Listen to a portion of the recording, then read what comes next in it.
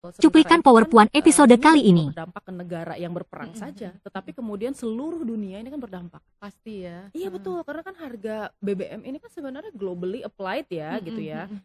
Yang harganya tadi cuma internationally ya, yang harganya tadinya cuma sekitar 60 sampai 70 dolar per barel, sekarang jadi 110 per barel. Gila, itu hampir 50%, 100%, 100% ya, betul 100% naiknya. Sebenarnya kita nggak boleh berhenti juga untuk terus bersuara. Betul. Atau mengadvokasikan lah ya gitu ya, isu kita khususnya nih perempuan, karena masih dianggap ini kalau kita ngomongin perang, yang lain udah ngomongin ekonomi, BBM dan yang lain-lain, pangan apa segala macam. Tapi tadi loh, isu kesehatan, layanan kesehatan misalnya, kesehatan ibu, kesehatan anak atau lansia itu malah lupa total gitu. Betul. Selamat datang di Power Puan. Hai Sobat Puan, ketemu lagi bareng aku Dede di podcast Power Puan. Episode kali ini tuh istimewa banget karena aku di sini sudah kehadiran bintang tamu. Ada Kak Aisyah Rashidillah Kusuma Somantri atau biasa disapa Kak Aira. Halo. Hai Mbak Dede, apa kabar? Kita Nice to be pura-pura here. kita pura-pura kenalan dulu ya. Iya udah kenalan dulu. nih. Padahal dari tadi kita udah ngobrol sih. Iya, dan kita udah kenal. Ya udah kenal lama. Oke, nah Kak Aira ini dari ISI, Indo-Pacific Strategic Intelligence. Nah, kira-kira apa sih itu? Boleh nih kita langsung kenalan dulu nih sama Kak Aira. Halo Kak Aira, silahkan Kak Aira. Hai, jadi ISI itu adalah think tank independen dan kita bergerak di bidang pertahanan dan keamanan internasional. Nah, kita juga banyak nih risetnya. Di antaranya adalah tentang diplomasi ya, diplomasi pertahanan. Lalu kemudian tentang strategic studies, tentang geopolitik, tentang emerging technology in military industry. Wow. Lalu kemudian tentang asymmetric warfare ya, termasuk diantaranya adalah terorisme dan kemudian insurgency. Wow, ini serius banget nih Sobat Puan. Aku juga dari tadi mencerna kata-katanya dari Kak Aira ini ya. Apa sih itu gitu ya. Mumpung ada Kak Aira nih, mungkin Sobat Puan juga di rumah udah sering banget kali ya lihat Kak Aira sekarang warawiri di TV. Ya ampun, enggak. Karena sekarang tuh lagi hits banget di mana-mana di media ngomongin soal perang nih Kak. Iya, karena isunya lagi naik. Isunya lagi naik kan. Betul. Makanya kita kayak seneng banget ada Kak Aira bisa di sini hadir di Power Puan, bisa ngobrol sama kita. Mungkin kita bisa langsung ngomongin soal women peace and security. Boleh ya? Boleh. Nah, ini mungkin Sobat Puan di rumah nih banyak yang belum tahu sebetulnya tuh women peace and security itu apa sih gitu. Oke. Jadi Women Peace and Security itu kan sebuah framework ya dari United Nations, itu diterbitkan di tahun 2000 bersamaan dengan mandat nomor 1325 itu ya. Jadi isinya macam-macam nih, ada untuk mendorong partisipasi perempuan di dalam keamanan dan kemudian perdamaian, lalu kemudian dalam perlindungan ya, lalu kemudian di bidang juga di bidang protection ya, dan kemudian prevention gitu. Jadi sebenarnya ini merupakan sebuah framework yang khusus gitu ya, melihat perempuan sebagai sebuah aktor di dalam keamanan dan peace yang selama ini kan kita jarang ketahui ya gitu. Selama ini sebenarnya kalau bicara tentang pertahanan keamanan kita selalu bayangkan ini adalah dunianya yang sangat maskulin, dunia laki-laki, dunia bapak-bapak banget gitu ya.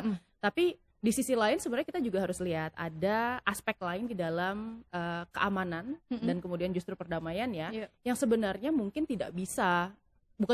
tapi mungkin bisa menjadi complementary ketika kemudian dilakukan oleh perempuan juga gitu. Karena sekarang kan kita lihat ya dengan situasi yang seperti ini, sebenarnya peran perempuan sebagai gender yang seringkali tidak di-include dan dilibatkan betul di dalam keamanan itu menjadi sesuatu yang penting. Padahal perannya juga sangat signifikan ya di dalam berbagai macam aspek di dalam isu keamanan dan pertahanan.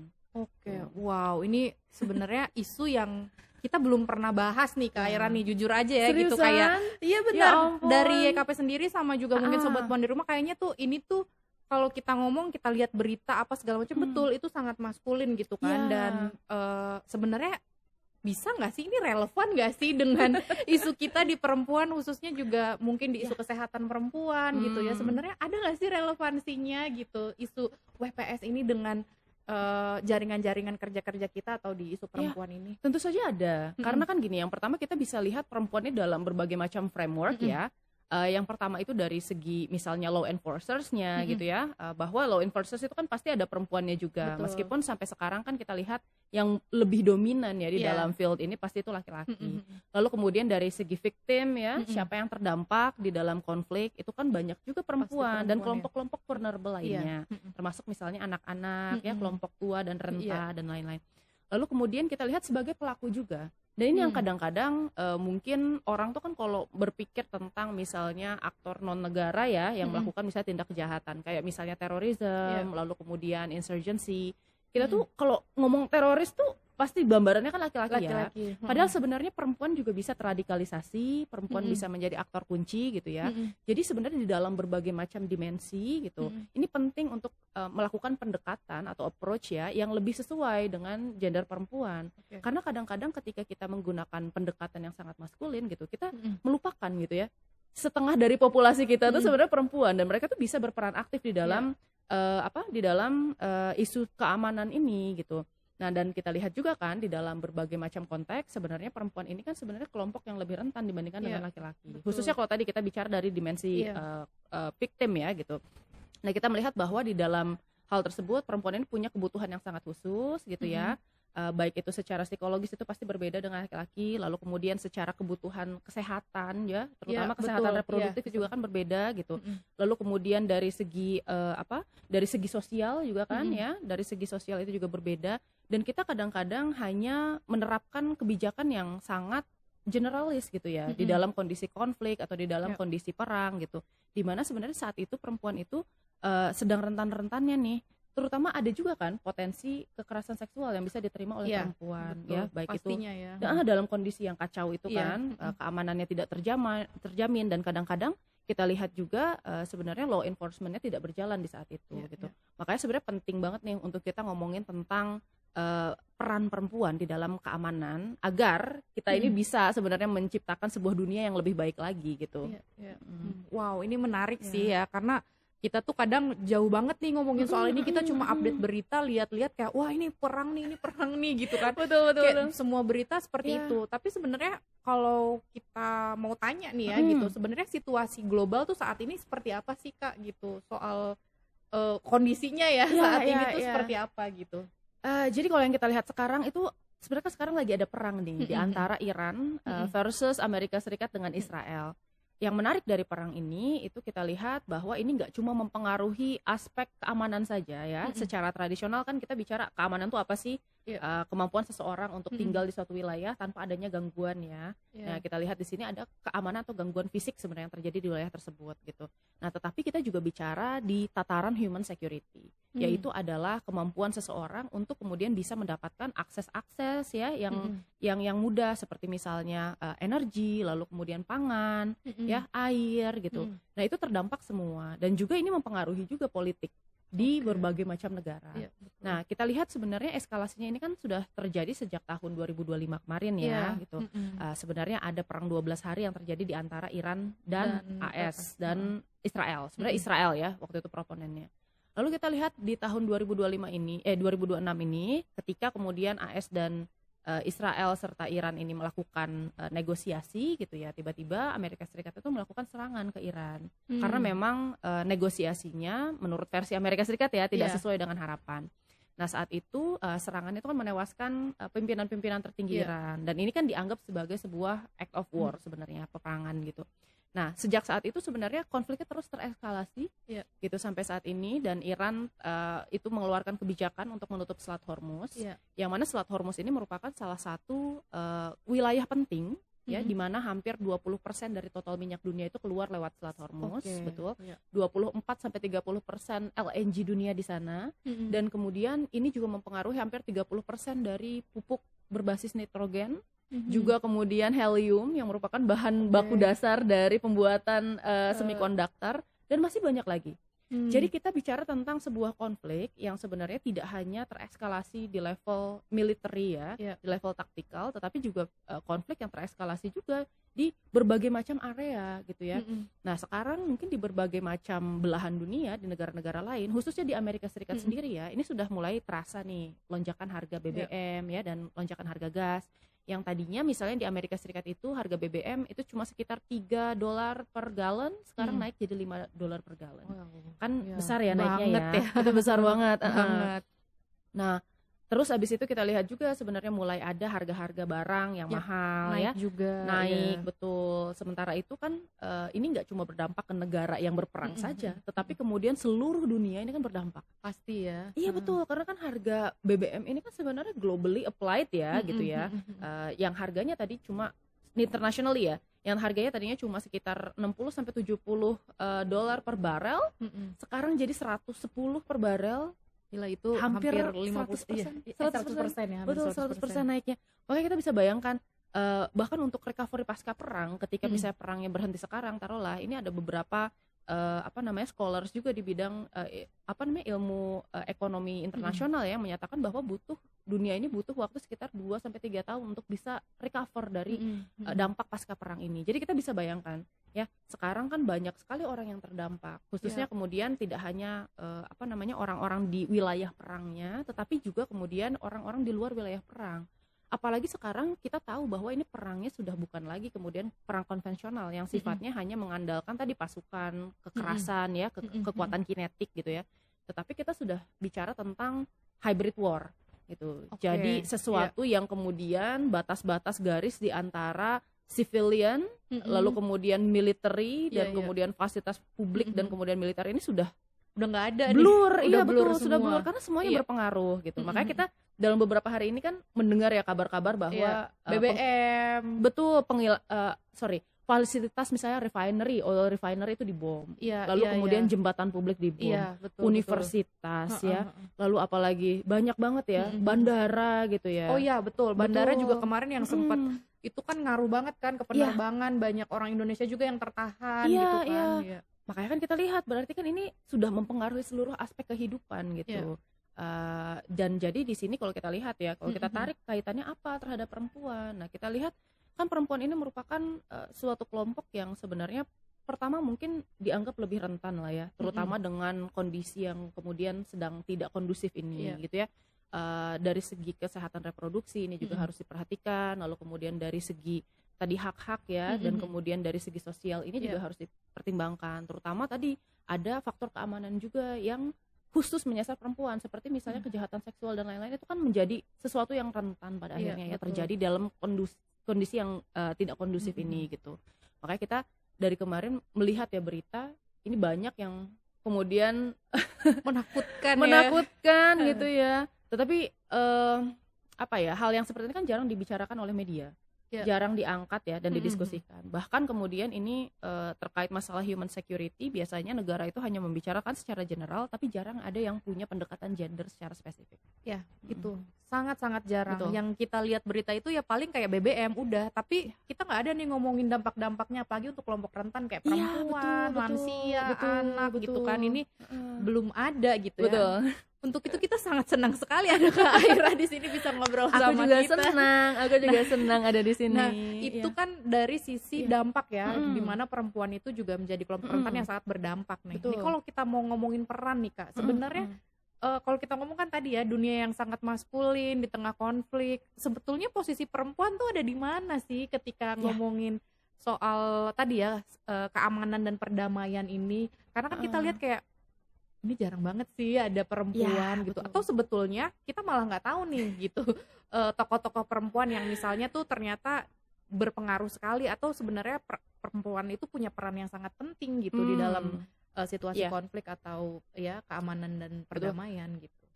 Saya akan bilang bahwa partisipasi perempuan ini kan sebenarnya tidak selalu instantly merubah sistem yang sudah ada, karena kan sebenarnya diskrepansi ya hak-hak dan kewajiban di antara gender ini kan tidak hanya kemudian terjadi 1 tahun 2 tahun belakangan. Ini sesudah ya kondisi yang patriarki inilah ya dalam sektor pertahanan ini sebenarnya sudah mengakar gitu, dan secara tradisional memang yang namanya pertahanan itu selalu dianggap sebagai sesuatu yang maskulin.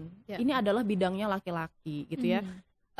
Dan keterlibatan perempuan itu kan sebenarnya di sini menjadi sesuatu yang diharapkan bisa membawa angin segar, gitu.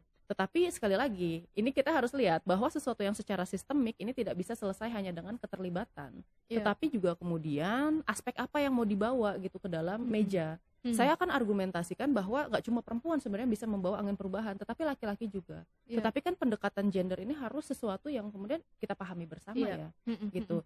Jadi kadang-kadang ada nih perempuan yang terlibat ya di dalam women and security gitu ya, lalu kemudian di dalam keamanan, pertahanan gitu, tapi tetap membawa tadi pola pikir yang tradisional ya, dalam melanggengkan patriarki, lalu kemudian tetap stay dan mempertahankan status quo structure yang ada gitu.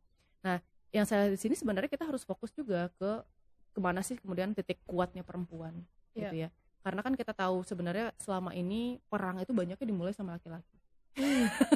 I mean, I'm sorry, but like almost every war in the world, gitu.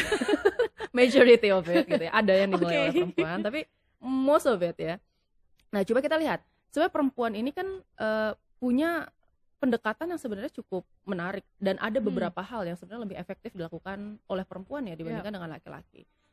Hal-hal yang kemudian secara tradisional itu dianggap sebagai sesuatu yang sangat realis, tiba-tiba biasanya di sini ketika kita melakukan pendekatan gender, maka kita akan memperhatikan hal-hal yang cukup menarik juga nih di dalam isu keamanan. Nah, taruhlah kita ambil contoh di dalam pasukan perdamaian gitu ya. Pasukan perdamaian itu sebenarnya kita merupakan salah satu negara yang mengirimkan pasukan perdamaian cukup banyak gitu. Dalam satu dekade ini mungkin posisi kita antara posisi ke-8 sampai ke-5. So, I mean like we're contributing a lot. Wow, gitu. Betul. Cukup ini ya. Iya, kontribusinya cukup besar Indonesia tuh. Nah, tapi memang jumlah UNPKO, pasukan perdamaian perempuan yang dikirimkan itu memang tidak terlalu banyak gitu ya. Padahal sebenarnya dia memegang peranan yang sangat penting. Apakah itu misalnya melakukan pendekatan-pendekatan berbasis tadi ya gender ya terhadap kelompok-kelompok rentan. Mungkin yang dilakukan itu kan agak ada beberapa aspek yang sebenarnya laki-laki itu sulit untuk masuk ke sana. Gitu. Di dalam rumah tangga misalnya ya, di dalam kehidupan domestik, lalu kesehatan reproduksi sebenarnya kita ketahui, lalu hak-hak perempuan lalu kemudian child rearing dan lain-lain. Itu kan sesuatu yang sebenarnya jarang dibicarakan dalam pasukan perdamaian karena mereka tahu tugasnya apa, hanya destabilizing lalu kemudian pelucutan senjata udah. Tapi jarang yang kemudian secara spesifik menyasar masyarakat, apalagi menggunakan ya perspektif gender di sana gitu. Jadi saya rasa sebenarnya di sini kekuatannya beda dengan apa yang kemudian kita persepsikan sebagai kekuatan tradisional militer, melalui kelembutan, lalu kemudian negosiasi, kan, lalu kemudian pendekatan-pendekatan yang sifatnya komunitas gitu kan, itu sesuatu yang kadang-kadang sudah dilakukan sama tentara laki-laki, tapi agak susah untuk masuk berbeda, berbeda, tanggapan masyarakatnya juga akan berbeda ya, dan termasuk kelompok yang di-engage. Kalau kelompoknya ternyata kelompok rentannya adalah di situ rata-rata adalah perempuan dan anak-anak gitu kan, kita akan jauh lebih terbuka dengan perempuan lagi gitu ya dibandingkan dengan laki-laki, karena seperti yang kita tahu maksudnya di daerah-daerah konflik ini juga nggak sedikit perempuan yang tadi mengalami tadi ya trauma terhadap laki-laki gitu, sehingga kemudian tadi pendekatan-pendekatan yang dilakukan oleh tentara perempuan itu akan jauh lebih diterima gitu sama masyarakat. Ya, ini menarik juga ini. Aku juga baru tahu loh ternyata ada pasukan perempuan dan pasukan Indonesia juga pasukan perdamaian dari Indonesia ternyata banyak ya gitu. Tapi tadi ya persentasenya ternyata perempuan lebih sedikit. Betul, gitu perempuan ya. jauh lebih sedikit dan rata-rata ini kan gimana ya, secara chain of command ya kita lihat itu rata-rata memang dipenuhi oleh laki-laki. Jadi jarang ada perempuan yang kemudian memegang komando gitu ya, ada di tingkat atas atau bahkan kemudian jumlahnya persentasenya ya dengan pasukan laki-lakinya itu jauh sebenarnya di bawah pasukan laki-laki. Makanya sebenarnya sekarang sudah diusahakan oleh orang Indonesia sebenarnya ya, pemerintah juga sudah mengusahakan untuk meningkatkan sebenarnya bauran dari pasukan perempuan, tetapi ya masih struggling ya dengan itu masih sulit untuk bisa mendapatkan tadi gender equality dengan proporsi yang memadai. Wow, menarik sekali ya Sobat Puan obrolan kita hari ini. Mungkin tadi ya nyambung soal peran perempuan juga, bahwa ternyata tadi ya ada pasukan perempuan, mungkin ada pendekatan-pendekatan gitu yang bisa dilakukan sama perempuan gitu ya di wilayah konflik. Nah, kalau kita nih sebagai perempuan muda gitu ya, ya mau perempuan atau orang muda lah ya kita bilang gitu, mau perempuan atau laki-laki di situasi konflik seperti ini tuh sebenarnya apa sih kontribusi yang bisa kita berikan gitu loh Kak. Kayak misalnya kita tuh kayak ngelihat berita ya udah takut gitu kan, ini situasinya gimana, yang kita pikirin kayak tadi ya BBM naik, nanti akan naik gitu. Tapi sebetulnya bisa nggak sih kita mengambil peran atau berkontribusi di dalam situasi saat ini nih gitu, sebagai orang muda tuh harus baik kita ngapain ya gitu. Iya, bisa dong. Ini kan Indonesia ya, kita bukan negara yang ikut berperang sebenarnya di Timur Tengah, tapi kita tetap terdampak sama spillover effect gitu. Pertama itu, lalu yang kedua adalah faktor humanitarian, karena mau tidak mau kan kita juga harus mengawal ya isu perang ini dan melihat sebenarnya dampaknya terhadap masyarakat sipil itu seperti apa. Saya rasa itu dua hal yang sebenarnya paling pas bagi kita untuk masuk. Nah, yang pertama ini teman-teman khususnya anak muda ini kan sebenarnya kita kan sebagai masyarakatnya tetap konstituen politik ya di dalam sistem demokrasi ini, dan kita tetap punya kekuatan untuk mendorong pemerintah memberlakukan kebijakan-kebijakan yang lebih ramah ya terhadap perempuan, terhadap kelompok-kelompok rentan gitu. Saya rasa di sini kita lihat bahwa tadi ya perang di Timur Tengah ini dampaknya luas banget. Indonesia saat ini masih bisa tenang, kita BBM ini belum naik harganya, lalu energi juga masih terkontrol ya dari segi gas dan lain-lain. Tetapi memang pertanyaannya adalah sampai kapan kita bisa kuat gitu. Karena perang ini diprediksikan kemungkinan besar akan terus berlanjut. Worst case scenario ini akan berlanjut terus menerus. Middle level skenario mungkin sampai bulan November ya. Yang terbaiknya ya pasti tentu saja segera selesai ya gitu ya. Apakah itu dengan melalui kemenangan strategik ataukah bahkan melalui tadi ya diplomasi secara politik. Nah, tapi untuk bisa menghadapi itu kan sekarang kita tahu ya APBN kita dipakai untuk subsidi sebenarnya. Nah, ketika mungkin dampaknya ini sudah mulai terasa sama kita, maka kemudian ya pasti harus kita advokasikan nih kebijakan-kebijakan perlindungan terhadap masyarakat-masyarakat yang mungkin paling terdampak terhadap gelombang kenaikan harga tersebut gitu ya. Kan diantaranya juga kita tahu bahwa banyak masyarakat Indonesia yang mungkin sampai sekarang juga hidup di bawah garis kemiskinan gitu. Nah, ini yang perlu kita antisipasi. Gimana caranya agar dampaknya tidak terlalu menimbulkan shock gitu ya. Betul. Itu pertama. Lalu yang kedua tadi terkait faktor humanitarian. Nah, kita lihat di sini banyak sekali nih isu-isu yang beredar di masyarakat, khususnya tentang misalnya pelanggaran human rights ya, lalu kemudian rusaknya fasilitas-fasilitas publik, lalu kemudian masyarakat yang saat ini misalnya kekurangan pangan, energi dan lain-lain, strip of all the basic rights gitu. Nah, tetapi jarang nih ada yang membahas mengenai kemudian isu perempuan di sini, isu gender gitu ya. Tadi kita udah bahas ya tentang berbagai macam resiko yang bisa dihadapi perempuan gitu. Saya rasa sebenarnya masyarakat Indonesia khususnya yang muda-muda ini bisa loh ngangkat isu ini gitu loh, terutama teman-teman dari NGO ya, dan bahkan nggak usah NGO ya, tetapi kemudian kita semua nih yang teman-teman anak muda gitu, mungkin bisa dilihat bahwa memang dari layer korban itu dan orang-orang terdampak perang sebenarnya ada juga layer-layer tertentu di mana kemudian ada masyarakat yang lebih rentan terdampak terhadap konflik tersebut, dan kadang-kadang ketika kemudian solusi yang diberlakukan itu adalah solusi yang pukul rata, yang sentralistik, kita susah untuk kemudian mengidentifikasi apa sih keperluan spesifik dari kelompok-kelompok rentan ini, seperti apa sih kita harus mengadvokasi mereka, isu-isu apa sih yang bisa kita perjuangkan untuk mereka gitu. Nah, maka dari itu saya rasa sih sebenarnya kita punya suara ya di situ, nggak cuma untuk tadi kita mengawal nih bagaimana kemudian dampak konflik ini dari segi kehidupan kita sehari-hari, lebih jauhnya ya tadi kita melihat sebenarnya secara internasional kan kita punya solidaritas ya terhadap kelompok-kelompok rentan di sana, dan bagaimana caranya kita bisa berperan untuk bisa mendukung pemerintah kita atau bahkan dunia internasional untuk menciptakan solusi yang lebih tepat guna sebenarnya untuk mereka. Yang lebih tepat lagi ya tadi ya. Jadi sebenarnya kita nggak boleh berhenti juga untuk terus bersuara atau mengadvokasikan lah ya gitu ya isu kita, khususnya nih perempuan, karena masih dianggap ini kalau kita ngomongin perang, yang lain udah ngomongin ekonomi, BBM, dan yang lain-lain, pangan, apa segala macam. Tapi tadi loh isu kesehatan, layanan kesehatan misalnya, kesehatan ibu, kesehatan anak atau lansia itu malah lupa total gitu. Betul. Karena inherently yang namanya negara itu selalu berpikir secara realis ya. Kadang-kadang memang butuh diingatkan dan ada proses check and balance di dalamnya, khususnya dalam isu pertahanan yang kita tahu sebenarnya isu pertahanan tuh jarang membicarakan hal-hal tersebut. Kayaknya bagus deh kalau kita bisa push gitu ya di sana gitu, dan membuat kemudian kebijakan-kebijakan yang lebih inklusif sebenarnya ya ke masyarakat.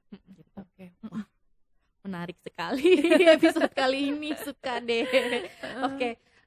Apa namanya? Mungkin aku juga mau tanya-tanya nih soal apa ya? Ada nggak sih pengalaman atau misalnya cerita menarik deh soal perempuan gitu di wilayah konflik nih Kak, atau misalnya di isu-isu perdamaian saat ini gitu? Ada nggak sih? Ada satu hal nih, Oke. satu cerita yang remarkable menurutku. Iya, oke. Jadi ada satu hal yang sebenarnya sangat berkesan gitu ya, dan sekarang ini sebenarnya merupakan kombinasi antara berkesan ataupun tragis gitu. Iya. Di tahun 94 itu memang ada peristiwa ya, tragedi, itu genosida di Rwanda, di mana setelah lepasnya kolonialisme dari Belgia, saat itu ada 2 suku nih di sana yang tersisa, suku yang major ya, itu ada Hutu dan Tutsi gitu. Dan saat itu kedua suku ini ya ini saling berkonflik satu sama lain. Nah, at some point karena Hutu ini merupakan majority dari mereka, nah mereka ini melakukan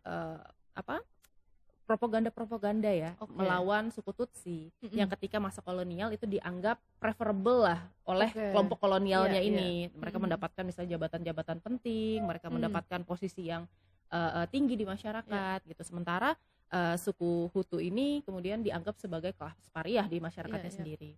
Nah, itu kan yang namanya kolonialisme ya, itu selalu membuat perpecahan di masyarakat gitu. Dan saat itu ada kecemburuan sosial juga dari suku Hutu. Nah, pada akhirnya ketika Belgia hengkang waktu itu dan pemerintahannya dikuasai oleh suku Hutu, yang terjadi adalah itu propaganda dan kebencian massal sebenarnya terhadap suku Tutsi gitu. Sehingga ujung-ujungnya terjadi genosida. Gitu. Suku Tutsi yang dipersekusi ya. Tetapi memang saat itu kita tahu juga bahwa memang meskipun memang korbannya banyak dari suku Hutu gitu ya, Tutsi ini juga berusaha untuk melawan gitu. Jadi memang peristiwa tragedi pembunuhannya ini terjadi di 2 sisi meskipun memang lebih banyak dari Tutsi korbannya gitu. Nah, saat waktu itu konfliknya selesai, akhirnya Amerika Serikat masuk ke sana dengan melaksanakan tadi ya R2P atau Responsibility to Protect. Nah, yang terjadi adalah karena banyak laki-laki yang bertikai ya terlibat di dalam konfliknya, saat itu perempuan yang terpaksa harus mengambil alih. Jadi korbannya banyak laki-laki. Nah, pasca konflik itu kan tersisa banyak perempuan, ibu ya, lalu kemudian tokoh-tokoh besar di komunitas ya, perempuan-perempuan muda. Nah, ini mereka yang harus mengambil alih ya untuk bisa menciptakan perdamaian dan recovery pasca konflik. Jadi peace buildingnya itu ya. Wow. Nah, yang kita lihat sekarang Rwanda ini recovery-nya amazing. Dari tahun 90-an sampai sekarang Rwanda ini malah dikenal sebagai the Singapore of Africa gitu. Dengan kebijakan-kebijakan yang banyak menyasar aspek-aspek sosial gitu ya. Seperti misalnya lingkungan, lalu kemudian tadi ya kesejahteraan keluarga dan masih banyak lagi. Sesuatu yang mungkin ketika kita bicara tentang pemerintahan yang dipimpin oleh laki-laki itu mungkin jarang terpikirkan. Tapi dengan kemudian pemerintahan dan kemudian politik ya, dunia politik yang banyak dikuasai dengan perempuan, itu banyak sekali sebenarnya aspek-aspek yang justru ya dinaikkan di Rwanda gitu. Dan saat ini saya kira ini merupakan salah satu contoh kepemimpinan perempuan yang perlu kita amini. Meskipun tadi ya ini latar belakangnya sangat tragis betul. ya. Tapi ini kan menunjukkan bahwa perempuan juga sebenarnya capable dalam melakukan pemerintahan dan dalam terlibat di dunia politik dan keamanan. Gitu. Ya itu sih poinnya ya. Jadi itu kayak wah, keren banget ceritanya. Ternyata itu ya apa sih, perempuan ternyata punya apa ya, pendekatan atau maksudnya gaya kepemimpinannya Betul, gitu ya, betul. yang ternyata diperlukan. Yes. Oke. Nah, ini udah nggak kerasa nih ya Sobat Puan, udah waktunya kita terbatas sekali sama Kak Aira, tapi terima kasih banyak Kak Aira You're very sudah welcome. Glad to be here. sudah hadir di Power Puan. Mungkin pertanyaan terakhir nih Kak, ada nggak sih pesan-pesan mungkin ya untuk Sobat Puan di rumah yang mau tetap update gitu ya sama situasi saat ini gitu, kira-kira sebenarnya apa sih yang perlu kita perlu tahu lah, atau kita perlu ini? Saya mau bilang bahwa ini perang kali ini itu kita nggak cuma bicara tentang physical realm saja gitu ya, tapi kita sudah masuk ke generasi kelima peperangan, di mana sebenarnya perang informasi itu juga menjadi salah satu dimensi dari peperangan ini gitu. Kadang-kadang kalau kita buka sosial Sosmed. media, yang namanya noise to truth ratio-nya menjadi semakin kecil karena banyak sekali berita-berita yang tidak akurat yang Iya, beredar gitu. banget, Betul banget. kan? Banyak hoax, banyak propaganda dan lain-lain. Dan saya kira sih sebenarnya ini waktu yang tepat untuk kita meningkatkan kecerdasan dan literasi digital kita ya gitu. Karena nggak semua informasi yang kita lihat itu betul gitu. Rata-rata ini merupakan salah satu alat ya untuk merubah persepsi dan sebenarnya kognitif proses kita dalam mempersepsikan suatu aktor di dalam peperangan ini gitu. Jadi teman-teman kalau misalnya seandainya menemukan berita di sosial media, mungkin jangan langsung percaya, tapi bisa juga di cross check ya, namanya melakukan triangulasi data ke media-media yang terpercaya, apakah itu di level internasional maupun di level nasional ya, atau bahkan kemudian melihat tadi ya pendapat-pendapat dari orang-orang yang bisa memiliki kredensial gitu. Apakah misalnya ternyata dia peneliti, apakah misalnya dosen ya, apakah misalnya ternyata dia politikus yang sudah terverifikasi gitu atau kementerian atau lembaga gitu. Jadi kalau bisa sebisa mungkin tetap lakukan check and recheck, triangulasi data, lalu kemudian disaring yang mana yang kemudian merupakan informasi yang sesungguhnya dan bukan. Oke, wah itu dia pesan-pesan dari Kak Ira untuk Sobat Puan di rumah. Baik Sobat Puan di rumah, itu saja episode kita kali ini. Jangan lupa untuk subscribe YKP TV dan juga selalu ikutin berita-berita atau informasi terbaru dari sosmednya YKP. Jangan lupa follow juga, mungkin mau follow juga boleh. Aku ada TikTok. Nah, sekalian promosi boleh ke Aira, silakan. TikToknya @airakusumas. Itu sebenarnya TikTok pribadi ya. Itu aku ngepost banyak sekali.